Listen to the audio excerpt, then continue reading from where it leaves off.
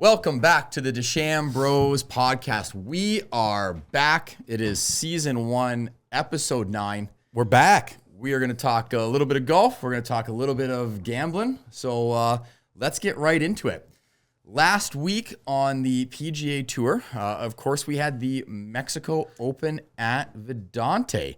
We did, Shane. We did. And as the self-proclaimed average golf fan here, I think you know I did not watch any of the Mexico Open. So okay. I'm relying on you to let me know how that went. Absolutely. And you know what? I did watch it. Obviously, as the crazy fuck that I am, I watch all of the events, even the real shitty ones for the mules. But it was honestly a pretty exciting Sunday to watch, I'll say, in terms of watching these guys kind of build their names and have these opportunities. It was kind of it was fun and it wasn't, in a sense. So as a golf fan, I'd say there was a lot of bad golf on display this weekend, including the final of the playoff. We'll get to that in a second.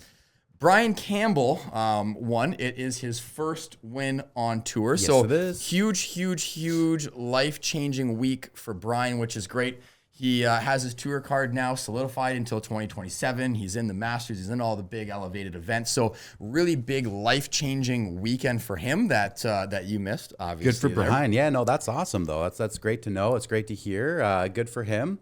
Unfortunate for, is it Pot Geter? I don't even know. Potgieter, Aldrich Potgieter, I believe. Potgieter, okay. All right, I'm going to rely on you for that one there. Yeah. We'll get crushed for that. But I mean, okay. I didn't see him play, but I did check the leaderboards Friday, Saturday, Sunday, and it looked like he was running away with the win on Friday, Saturday there, and it didn't turn out that way, did it? So he shot his career low, and he tied the tournament record for low round. So that kind of skyrocketed him up into the lead. Of course, unfortunately, some less than average, I would say, play on Sunday. He ended up in a playoff against Brian, 2-hole playoff where he ultimately lost. And the craziest thing, I mean, I don't know if you've seen the clips. I know that you didn't watch live, but Brian Campbell, second playoff hole, hits one, just a shot like you and I would have on the course, 40 yards, snap, hook, right into the Now you're talking to me. Into the forest, hits a tree, back on the fairway. Okay. Makes par, wins the fucking tournament. So members bounce. Big old members bounce. Turn of events. And a crazy stat that I saw too, in this playoff between them, this was, by Data Golf standards, the longest golfer so far this season in Aldrich versus the shortest golfer on season with Brian Campbell. That's actually... So we literally had the farthest of the farthest, the longest hitter on tour this year, facing off statistically against the shortest hitter on tour, and the shortest hitter won. That's the really interesting I was going to say, because last week I talked about how long hitters, this is going to be the course for them. It doesn't really punish, offhand shots. The rough wasn't too thick. It almost looked like the fairways that we play in.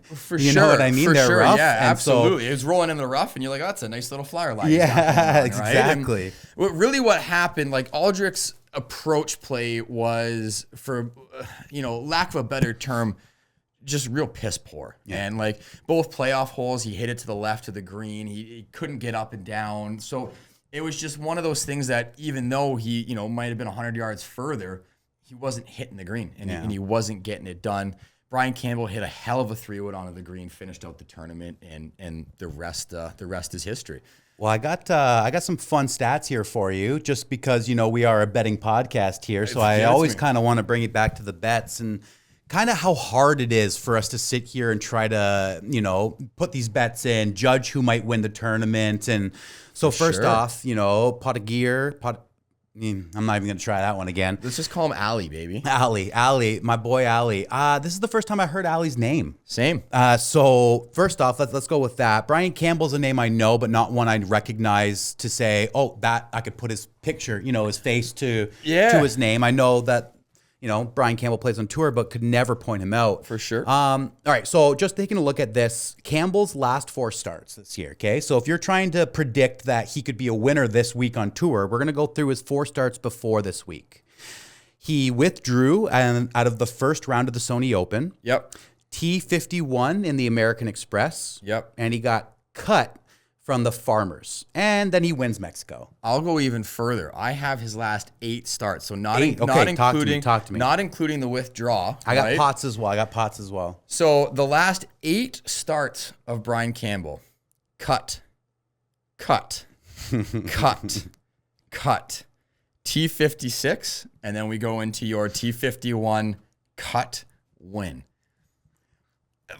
And so I guess where I would go with that is absolutely life-changing opportunity with this win that he has.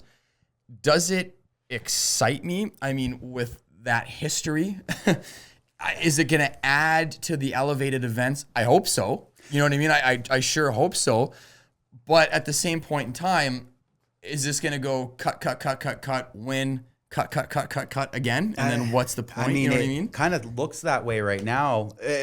Further referencing my kind of point around these lower events not really meaning much for the tour anyway.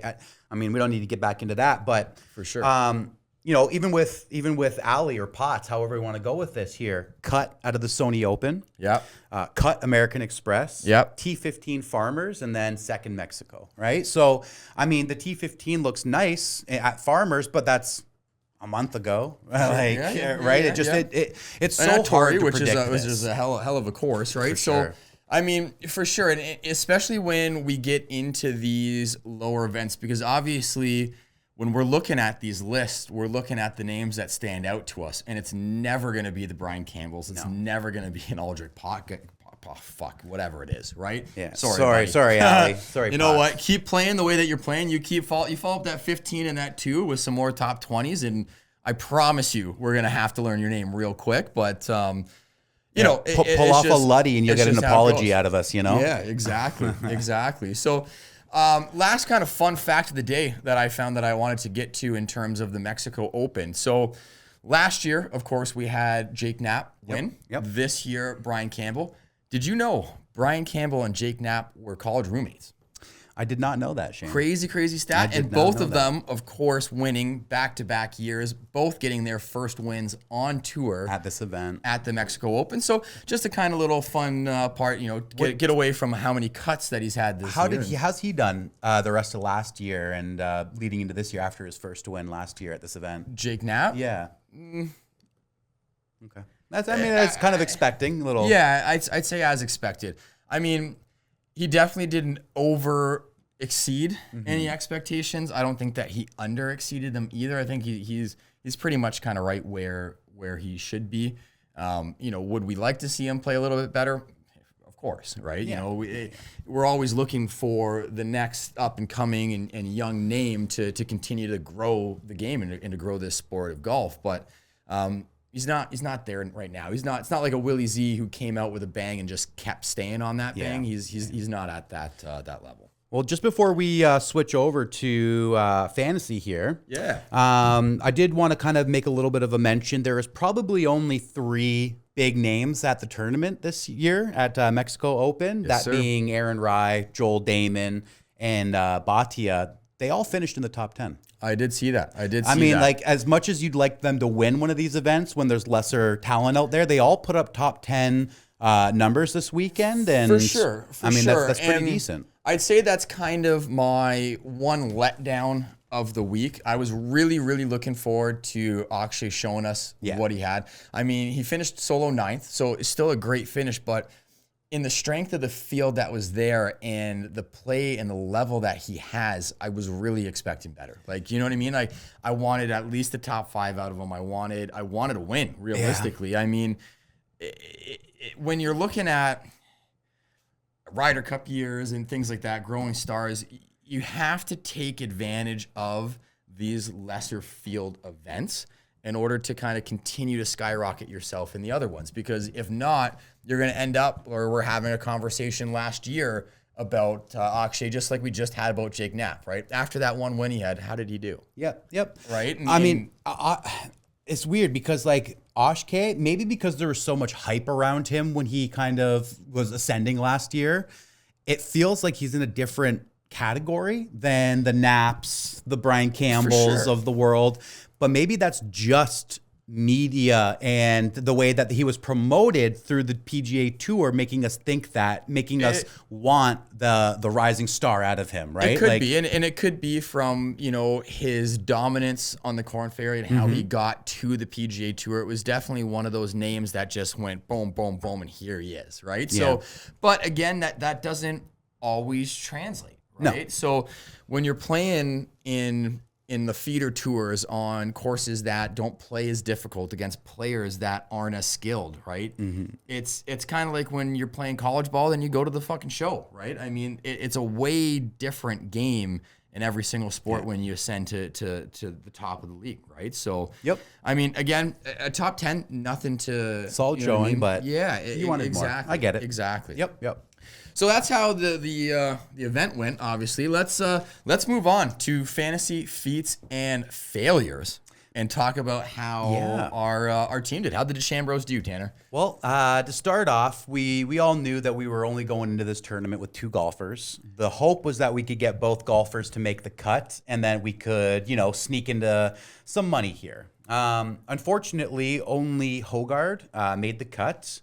Kitayama missed the cut. I believe he was -1 on the tournament. He was, yeah. He shot a 70, then a 71. Yeah, and truthfully, Hogard, I think, slipped, like, kind of snuck in through the cut and made his way up a bit on a few days there, but ended up with a T34 at -9, and that put us at 253 for the week's score there for the money earned, which didn't knock us down the board too much because, again, it was a lower tournament and there wasn't a lot of golfers. It was. And a big benefit that we had this week for the Dechambros is that both players who finished, you know, top 1 and 2 weren't part of the pool. Yeah. So it's not, we didn't lose millions to somebody. We, you know, everybody's battle was in the hundreds of thousands, and it was a pretty close one there. So we're able to I'm pretty sure the winner was like, it was a tied winner. I think they had 360 grand or something like that. Identical teams that were in the field. And again, I think both of them had 4 golfers. Like, you know what I mean? It was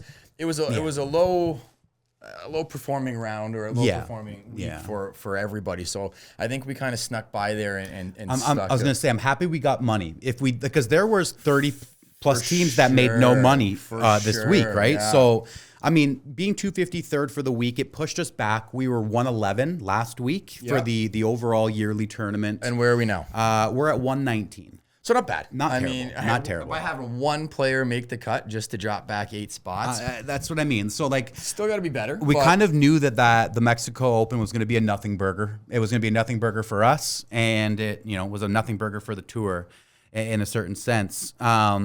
But yeah, so we're sitting at 119 now. This week coming up, we've got a lot more golfers. Still not as many as I would have hoped for this event. For sure. Well, I mean, with only one golfer making the cut, there's not really much for us to talk about. So let's just move completely on to this week on tour, man. And let's keep this train rolling. Get to the Classic. This week we have the Cognizant Classic. Classic. If you remember, this is previously the Honda. Obviously, Honda pulled their sponsorship, and it's now the Cognizant. To me, it will forever be the Honda. That's just how I know it. But we got to move on. I feel like a different car manufacturer needs to take over it. It can't be the Cognizant Classic because, like, I'm like, what? I just don't get it in a certain sense. I really just felt like there was an opportunity for Ford to step in and, like, you know, kick Honda out there. Ford, like, you got Chevy, you got all these American, you know, right? You know, and step up. There's a huge push on American built, American grown, American everything right now. Number 51, right? But let's just, missed the mark, I think, on that. I don't know about. So yeah, I'd say maybe missed the mark. But also, I think that, I mean, if we go back to a conversation that we've had in previous weeks, the LIV money pushing the PGA Tour to push their sponsors for more money, like, it's just one of those things where I think a lot of sponsors are looking at it and going, you know, what's the return on my investment, and when you're asking me for more money but not giving me better results, especially for like the Honda, like poor little Honda, this is the week before the players. A lot before an elevated event. 100%, right? Before arguably the 5th major. You know what I mean? Yeah. So all the top guys are resting. Nobody really is playing unless they want to tune up. If they skipped last week, they're going to maybe come for a tune up this week before the players. But other than that, like everyone's already at Sawgrass doing practice rounds, right? So when you have what I would call a mule event, and then you're asking me for these tens of millions of dollars, it's like, yeah, I get it. Who do you have playing for me, right? What kind of buzz are you giving me? I got a spin zone for you here. Name game spin zone. How funny would it be if a Saudi Arabian company became the sponsor of every event that North American sponsors are backing out of? And it kind of forces the whole LIV money thing back up to the top of our conversation table here. With the amount of money that the PIF has put into LIV, they could have spent a quarter, like a fraction of what they spent on LIV, and they could have had fucking 20 events already. I know, sponsored events, right? Talk just about fucking funnel it money, through right? a different, company, so it doesn't tie back to the people they don't want it to tie back to. For sure, but instead we got the Cognizant. We got the Cognizant. I'm just going to call it the Classic because I like that better. Hey, you know what? It sounds better. We got the Classic. It's at another, dare I say, kind of more resorty course. We're back in Florida. Love it. PGA National, Palm Beaches. It's a hard course. Yeah, it's a tough course. It is, but it's another one like lower rough. Right? I was gonna say I'm happy. Too crazy. Lower rough, but so the cut line the last 2 years was last year -2, and the year before that +1. That makes me excited. Those numbers make me excited. The +1 makes me a little more. The -2, I mean, that was the cut line that we had last week, and not much that's going on there, right? Mm-hmm. So. It is what it is. But we do have 5 golfers that are in play for us at the Classic. So a couple of names that have me a little bit optimistic, and a couple of names that get me optimistic, I'll tell you. So first and foremost, we'll start off. Our guy Taylor Pendrith is back in the field. Good old Canadian boy. Performed really well. Started to kind of fall off a little bit. Took a little bit of a break, and he's coming back to play in the Classic. Really looking forward to seeing Taylor out there and hopefully be, the knight in shining armor for our team. Yeah. I couldn't say it any better myself. Love the kid. Hope he does better than the last outing. Exactly. Another one I hope that does better than his last outing is Shane motherfucking Lowry. Shane Lowry's back in the field. Well, I mean, he's the odds-on favorite to win the event. It's so funny, though. I was looking at odds today. Not only is he the odds-on favorite, he also gives you plus odds for a top 20. He does. Like, when has that ever happened where someone's the odds-on favorite to win the tournament, but is still getting plus money on a top 20? I think I don't know. I was going to say, I think it's because... Well, it's his prior history at this tournament, the last 3 years. He's top 5 3 years in a row. That's what it is. And he 2 tournaments ago, T2, right? So, I mean, he's got good history of playing here. He's got some decent starts. 1 or 2, okay starts, 1 missed cut here. Yeah. But, I think looking at the rest of the golfers in the tournament this week, it does make sense when you're looking at everything, why he's the odds-on favorite. I don't know if he's going to win it. I'd love for him to win it. I would absolutely love for him to win it, for sure. But for sure. It makes sense to me. Especially for us, because realistically, when I go down the last 3 golfers, I don't really get excited. So, let me help you. Davis Thompson, you need to watch out for this name. I almost put him in my 20s, 10s, and 5s, okay? Okay. He's not doing very bad. Not very bad at all. And I wish I wrote down a lot of the stats that I had because I didn't pick him. But from my understanding, I believe he was tied for 13th in one of the most, and a really important statistic. And your stats, man. Yeah, big on the the TISM side here with the stats. Love me a good stat.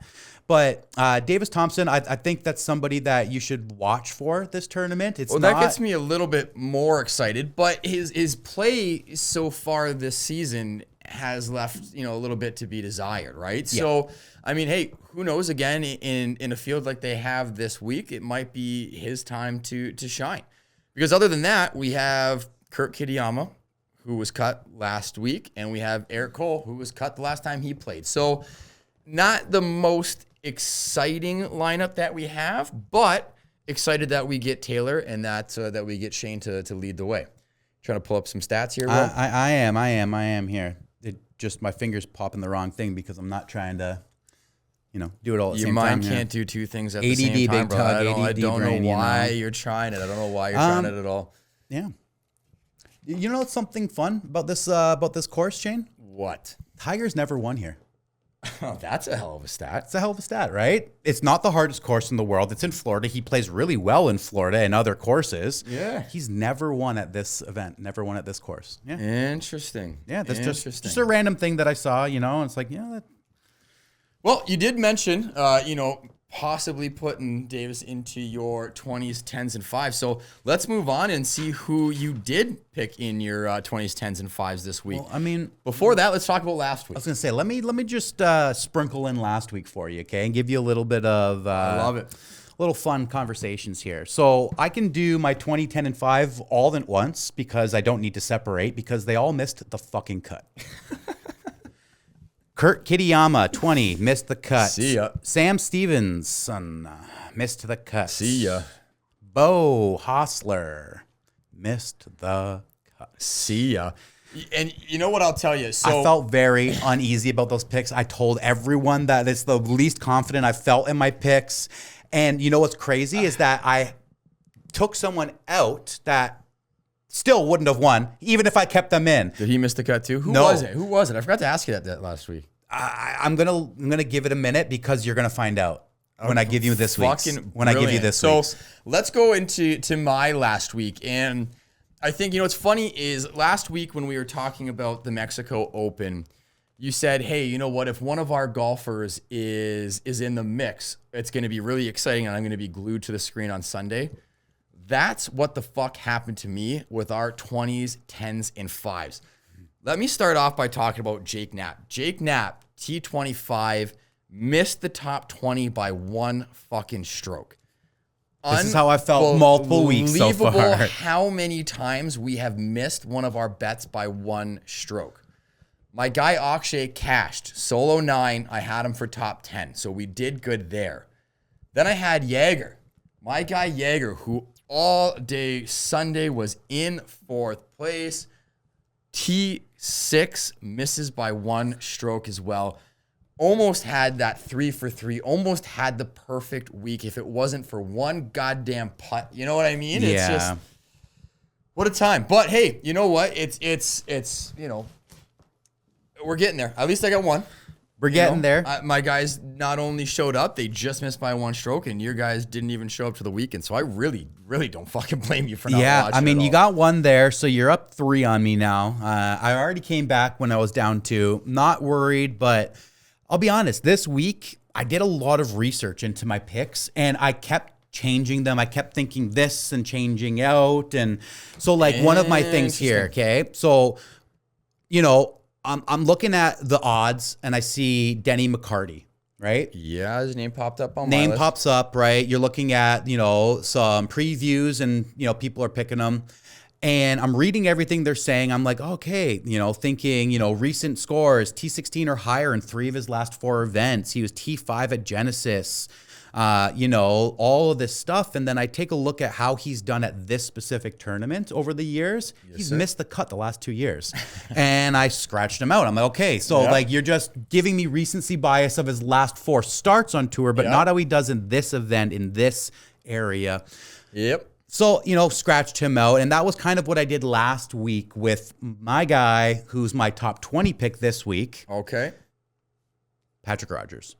And that was who I picked last week. That's who I picked last week. And here's the thing. He finished 25th. So I still wouldn't have got the top 20 out of him. You would have been just like me with Jake. Yeah. But I would have had a better story than everyone missing the damn cut. Yeah, I hear you. So here, I'm just going to go through a few things, right? 25th Mexico Open. He's 33rd on tour for strokes gained off the tee. Yep. And in the last few events here, he hasn't done very well at this event, but I do have some stats that get me excited about him this week. So last year, 64th, missed the cut in 23, 21 in 2020, and 30th in 2019. But his last 2 outings on the tour this year, right? So Mexico and Genesis. So Genesis, he was T3rd. Yeah. Mexico, he was T25. Yep. He had his best statistical outings, his last 2 outings. So he gained the most on his shots gained off the tee, gained off approach, around the green, and putting. All 4 of those major categories, he increased his overall to the best he's been on the entire tour, his entire career. Those 2 tournaments, his statistical best outing ever. And so, yeah, the T25 doesn't look great last week, but having a T3 at the Genesis, which isn't an easy tournament. Not at all. And, just the statistics and his rise, I felt last week I was going to pick him because I felt like he was on the rise after that T3 at Genesis. I thought, things were looking good for him. And I was technically right. He played very well last week. He just didn't score very well last week. Yeah, he was 1 stroke away from getting you the top 20 that you would have had if you picked him. So in my head, I'm hoping that he can be 1 stroke better this weekend. He can build on this positive play that he's got going on, and hopefully he can cash the top 20 for me. You know what's really interesting about that to me, Tanner, is that you scratched out Denny based on recency bias.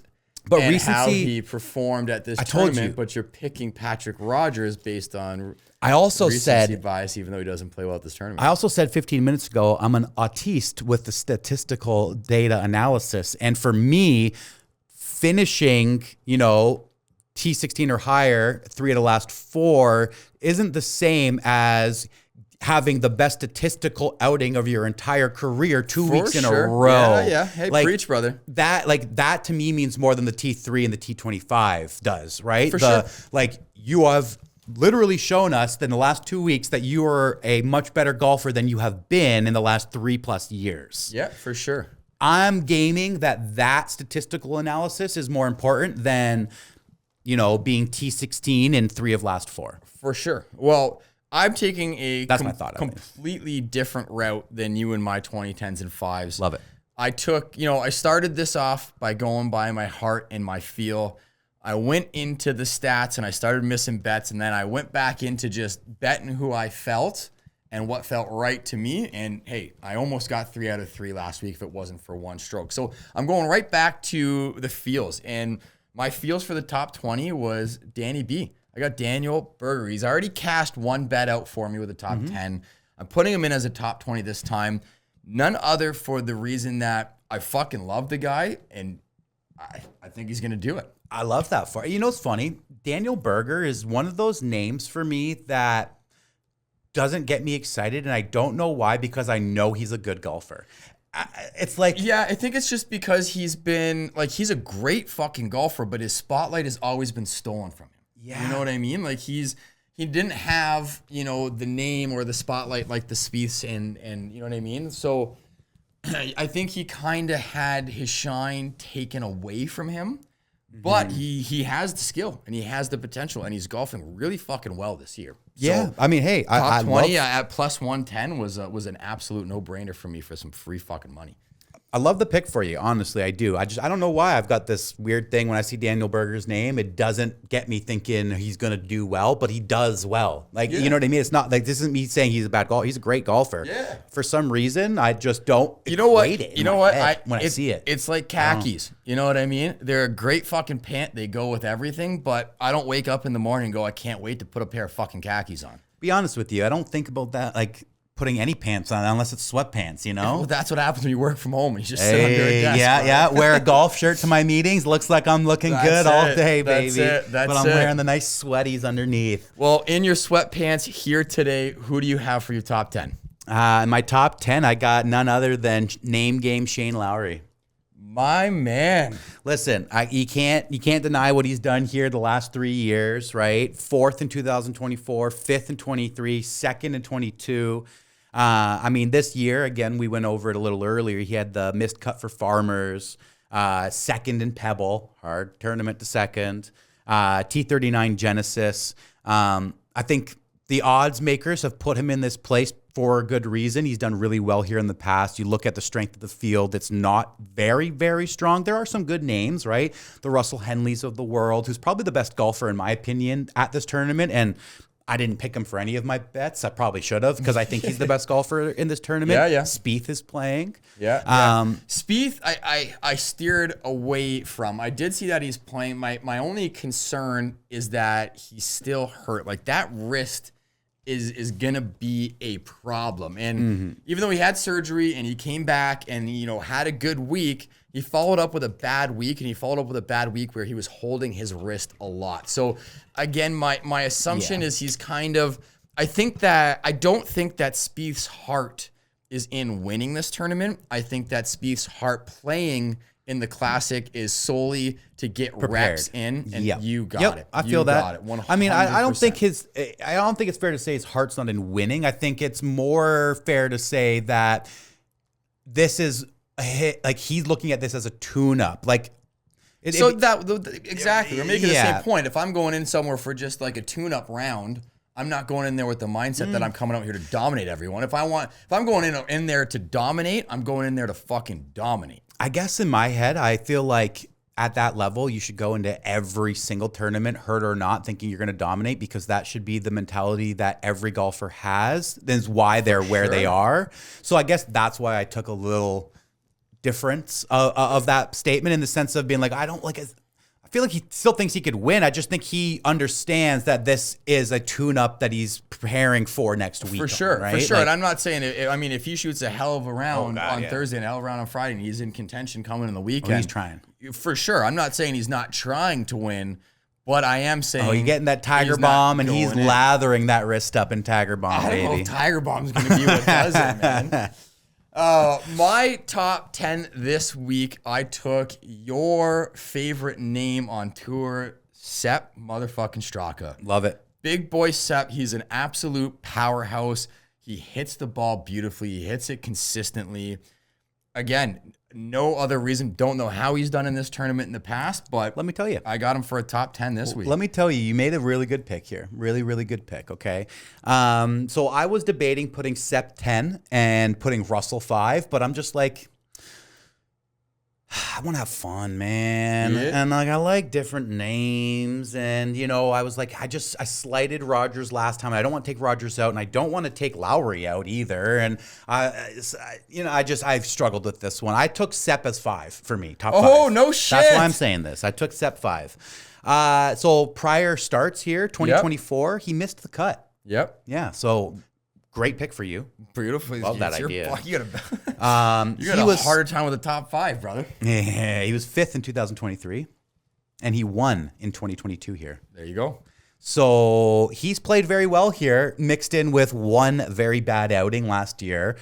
Our hope is that, that was an outlier last year. He was hurt, he was sick, whatever was going on, just wasn't his week. And he's had a history of playing well here, and I'm relying on that to continue for my top 5 pick. You know what? I'm sitting here and I'm hearing these stats that you took the time to look up. Well, my lazy ass just went, I fucking love Sepp. He's going 10. It makes me nervous because you're not doing too well when it comes to your research and your stats and picking players. So it makes me even more nervous to tell you that my top 5 is Shane Lowry. Yeah, listen. So your 10's my 5, my 10 is your 5, and that does not have me feeling too well. Here's what's going to happen. Sepp's going to be 6, and Shane's going to be T6. They're both going to be T6 together, and yeah, that's guaranteed. Or they're both going to be T11, and we're both going to miss out. You know what I mean? Yeah, exactly. But very interesting, just way I guess that. Two completely different streets, but if we hit our top 5s, we both hit our top 10s. So, not going to make up some room here. I'm really hoping that Berger has a bad game and Rogers has a good one. You know what? I'm kind of happy that I have Berger where he is, because he's kind of my safety net now in these bets against you. So cool. Let's move on, because there's still a lot to talk about, including some big news coming from the LIV Tour. So let's move on to Living the Dream. LIV Tour had a very big, a very important meeting with none other than DT. President Donald Trump himself sat down with Yasser, sat down with Tiger Woods was there, Adam Scott was there. They had a conversation, and the rumor mills were going crazy. They were working overtime. I heard first, there's rumors, hey, this shit's going to happen. We're going to see LIV players as early as the players. Yep, this year. My sources have confirmed that is not the case. In fact, we're going to be lucky if we see them in 2027 because that meeting went horribly. So who are your sources, Shane? You know a good journalist never gives up their sources. Okay. I just wanted to... But I'm not a good journalist. No laying up podcast, baby. Apparently, I mean, when you look at the press relief as well that Yasser had, it's very blanketed on, we are all committed to having the best player. It's the same shit they've been saying for Same thing Tiger rattled off on TV 2 weeks ago. It's not though, because Tiger was a hell of a lot more optimistic. From my understanding, that was before the meeting too. So I think Tiger could have also just been putting that out there to... You know what? Tiger could have got the invitation from DT to go to the meeting and went, fuck, this is great. We're going to have, you know what I mean? That's what I'm saying, right? From my understanding, the big thing right now is that Yasser still wants and believes that LIV Golf will succeed as its own entity. So even though they're talking about merging, he still wants the LIV Golf Tour to be independent, to run their own teams, to run their own tournaments. That does not combine tournaments with the PGA Tour. So it's not that's my understanding. Who's he asking?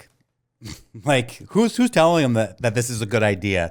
Buddy, when you have hundreds of $billions, I don't think he has to ask anyone. He wakes up, he looks at himself in the mirror, and he goes, I fucking like this. This is what we're doing. Is it a plan that I think is going to be successful? No. But it's a plan that's holding up this merger between the two leagues for sure.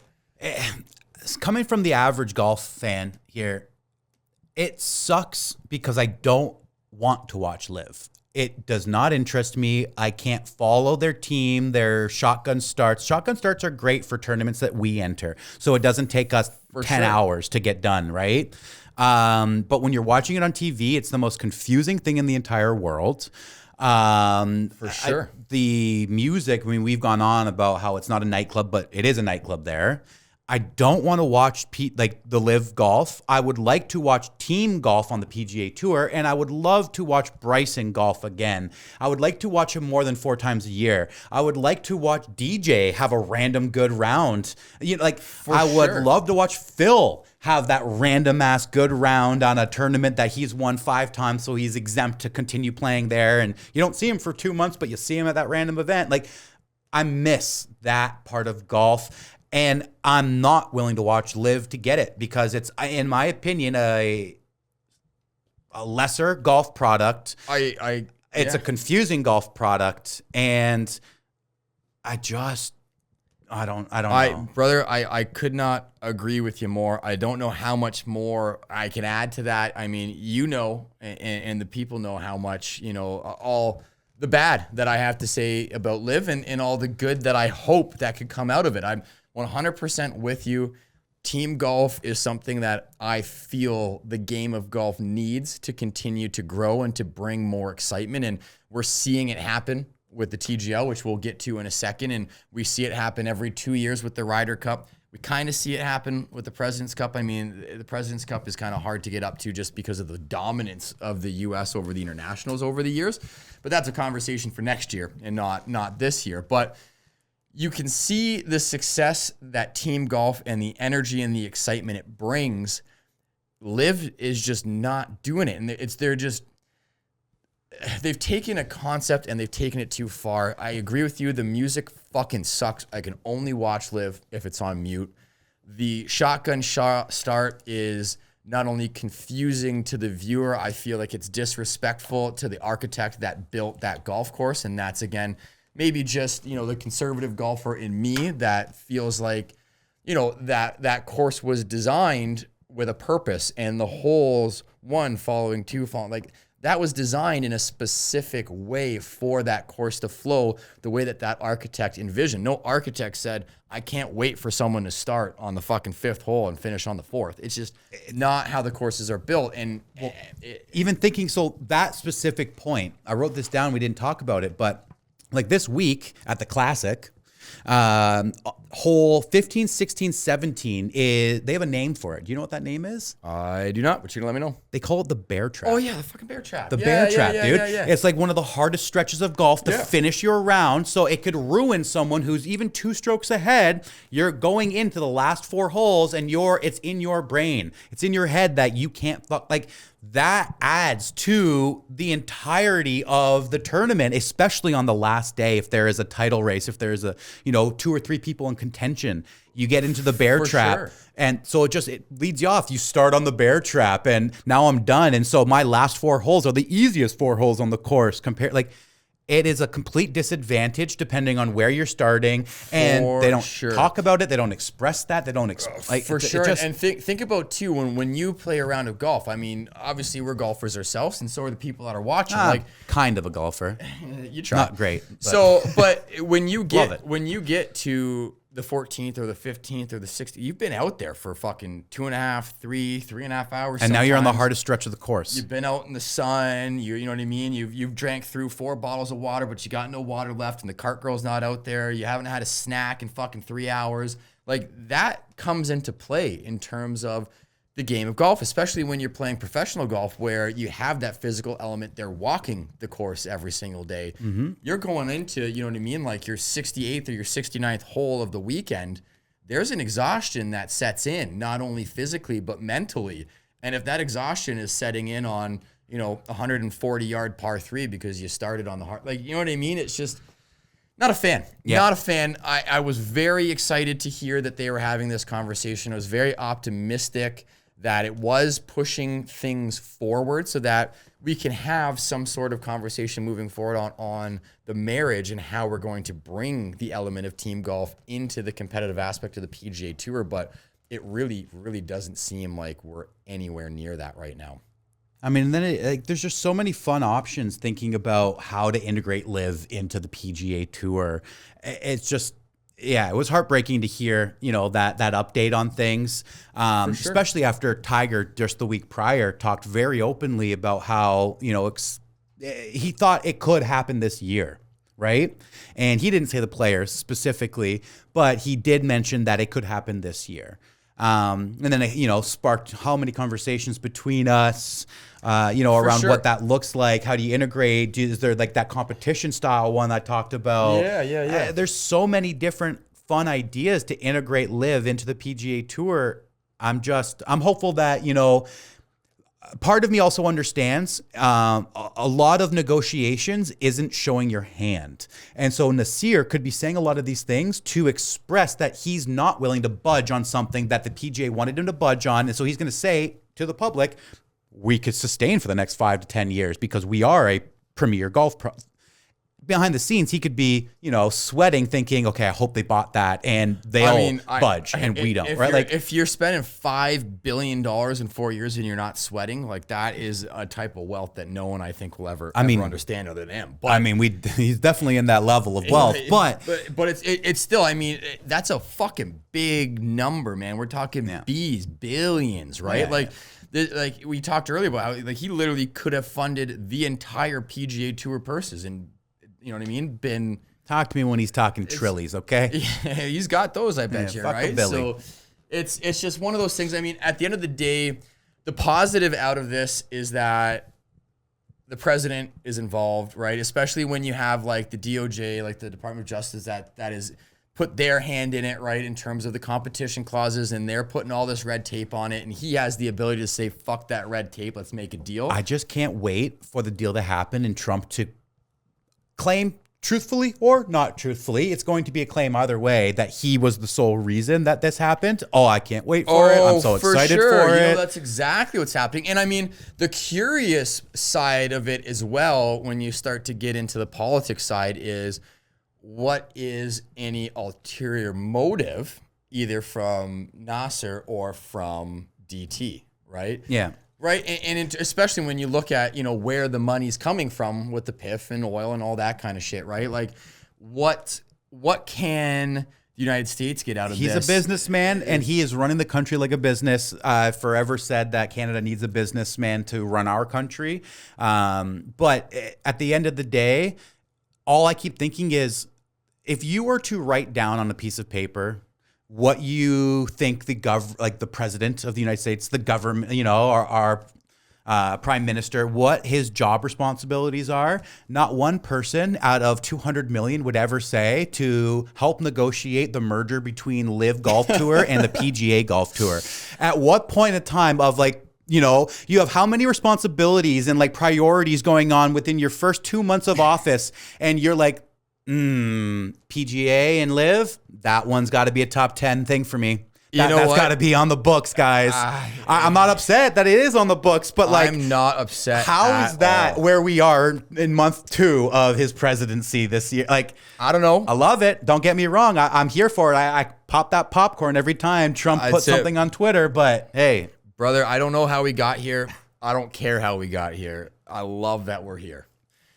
Speaking of here, let's move on to tomorrow's golf league today, because there's a lot going on in the TGL, and it's a really obviously exciting Your favorite. topic Let's for go. me. So the hammer continues to shine for TGL. It's been huge since they changed it to that 3-hammer rule. I know you laugh at it for I just thought of Black Hammer, Oh.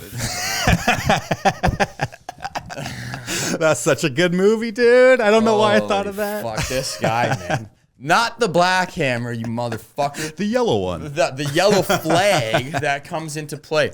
It came in huge, and it had huge implications in the match between the match that LA ultimately won, which clinched their playoff berth. So some interesting news that happened in that LA match. First of all, of course, they signed none other than Big Tone. Okay. Tony Finau. I want to talk about that further once you're one match contract. Let's start there. Keep going there. What do you have to say about them signing Big Tone?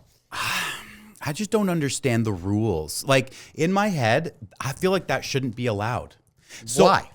Because it's not the same as any other professional sport in the sense that you're not going to have Connor McDavid on the sidelines for any team to just go and sign because someone's sick that week. I feel like what it should have been was teams shouldn't be 3 or 4. It should be 5. And you have the ability to have someone sit this week or that week so that you have this built in. Because Scotty's back now. What team is going to sign Scotty? Okay, so it just doesn't seem equitable. Here's where I'll go with that. So first of all, they do have 4 players and they only play 3. So they do have that rule. 2 of their players were unavailable. They signed a non-restricted free agent to come in for. I get where you're saying the pool that they have to pick from has more skill than any other professional sport. If you want to be a professional sport, there needs to be rules for for this stuff. I guess year 1. Yeah, but also I can trade for any player from another team to make my team better if I'm in a playoff run. It's still it's not that far off from. But trade they can trade in TGL.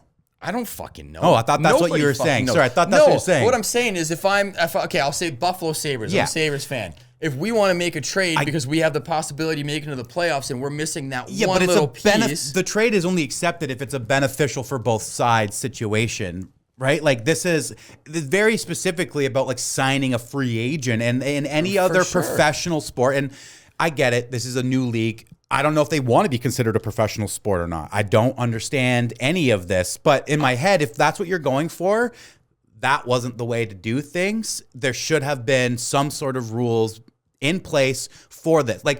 They must have thought that this could happen, that somebody will get sick, that maybe someone's having a child. These things should have been thought of before. That's why it goes back to last week's conversation about, the screen shutting down.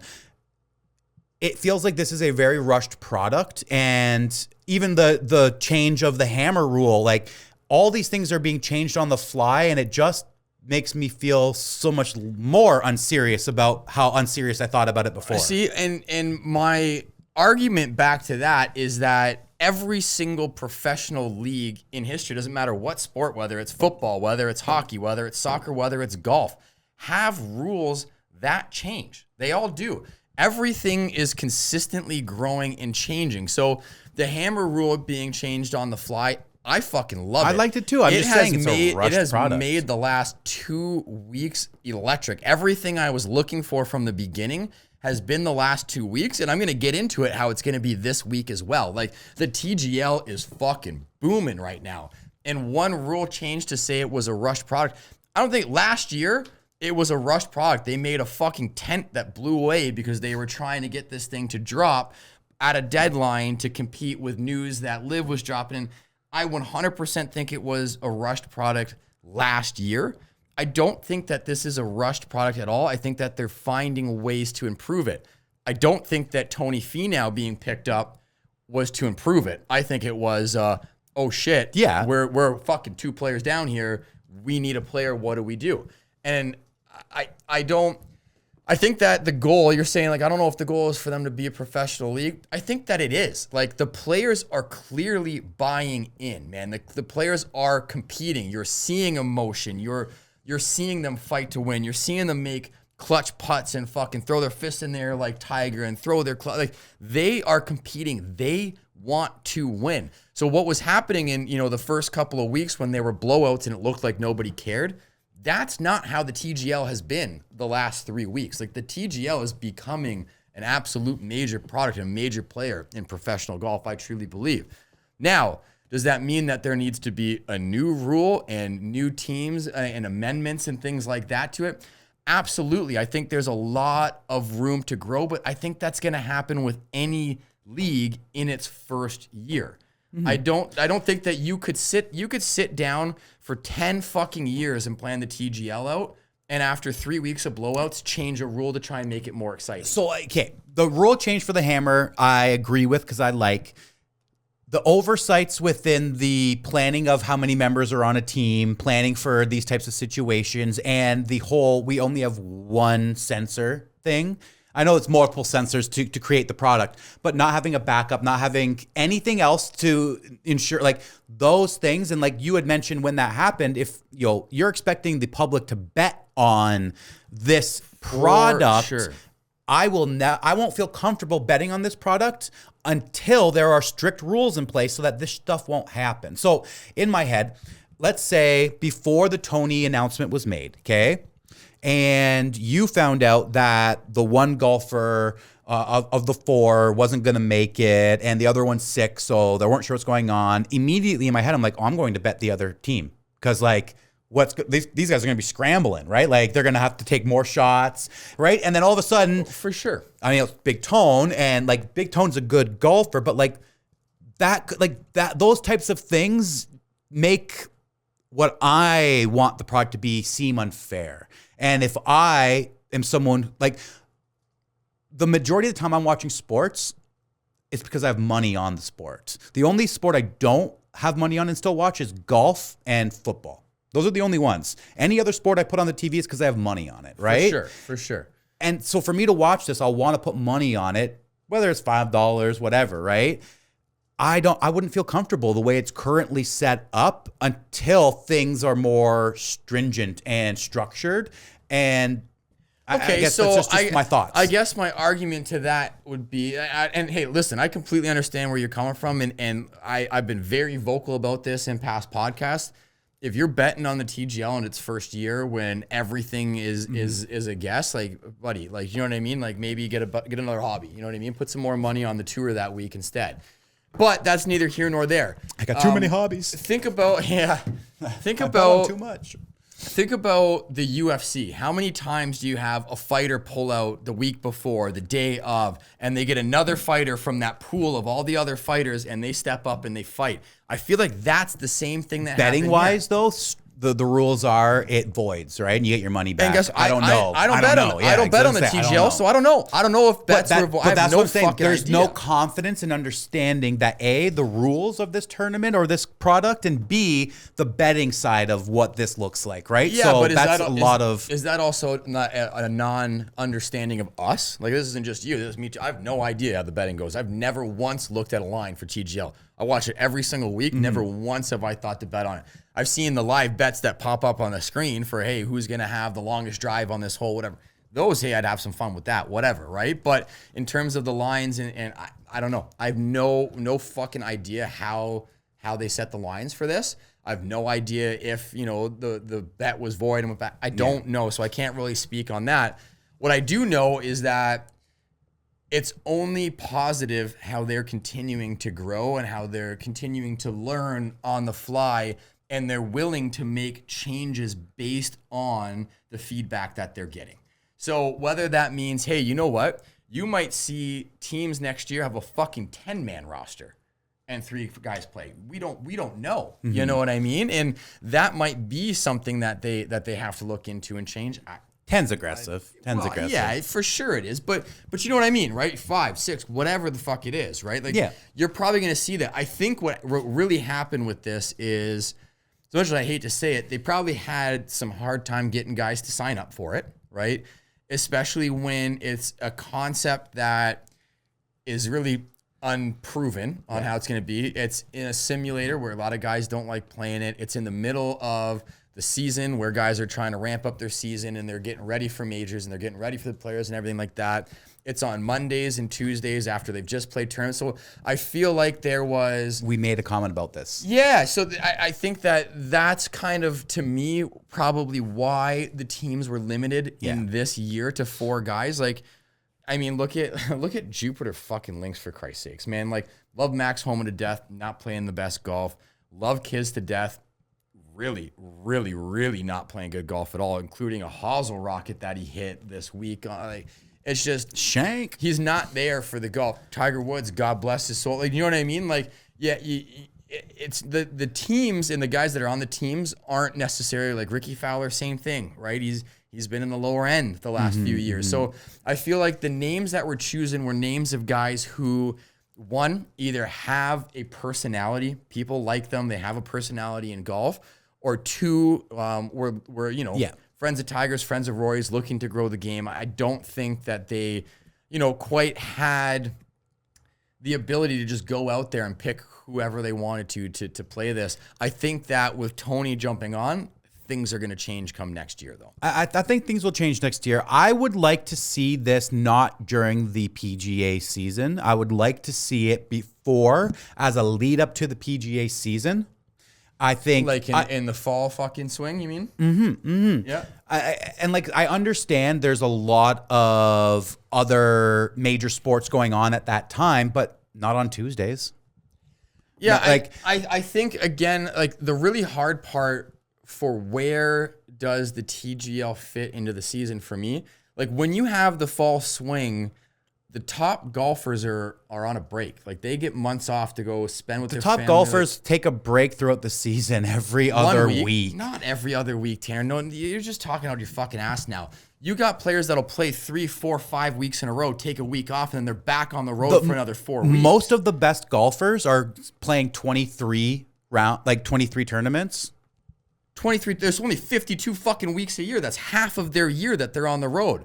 So you'd think that when they have 2 months away from the road, that they're going to spend it with their families. Now you're going to expect them to go to It's the exact same thing as what's you're basically saying. I expect you to leave your family for 4 days, and then on your day off, when you're supposed to go relax with your family, I want you to instead fly out to Vegas so that you can play the PG. Like, False. it's First the of all, exact it's in same. Jupiter. It's not in Vegas. I don't know or care where it is. It's not, it's because on Monday they would be flying to where the next tournament is anyways. Why? They're on the road. Because that's what the fuck they do. Like, what do you mean?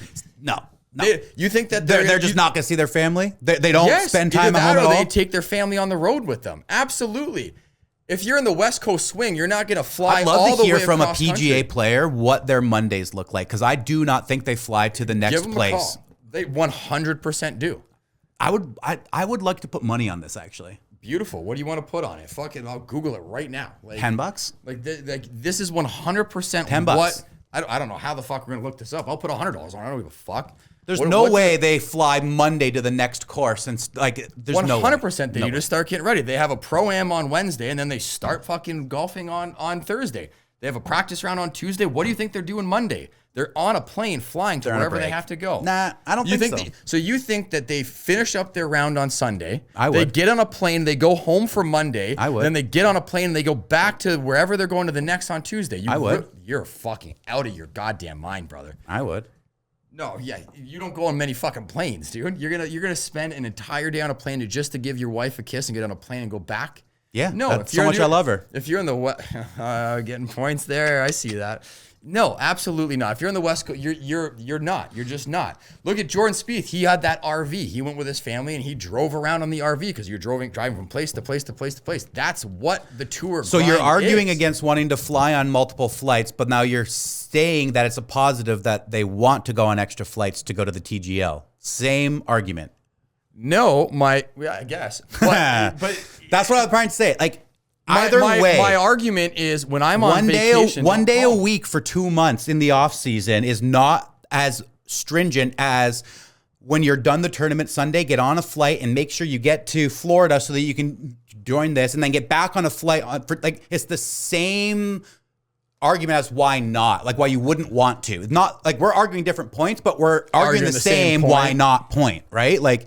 Yeah. And in my head, we do that a lot. We're kind of fucked up. Yeah, we're brothers. That's what happens. But like in an off season, in my head, to fly out one day each week on the off season to work, play golf with your friends is more. And I'm more likely to say yes than to say every single week after I'm done on Sunday, yes, I'll get on another flight and go to Jupiter, and then I'll get on another flight and go all the way to Georgia to the next tournament. Like that is more annoying to me than I have 2 months off and you want me to do something one day a week? And I'll tell you from a fan perspective. Okay, so here's 2 points here.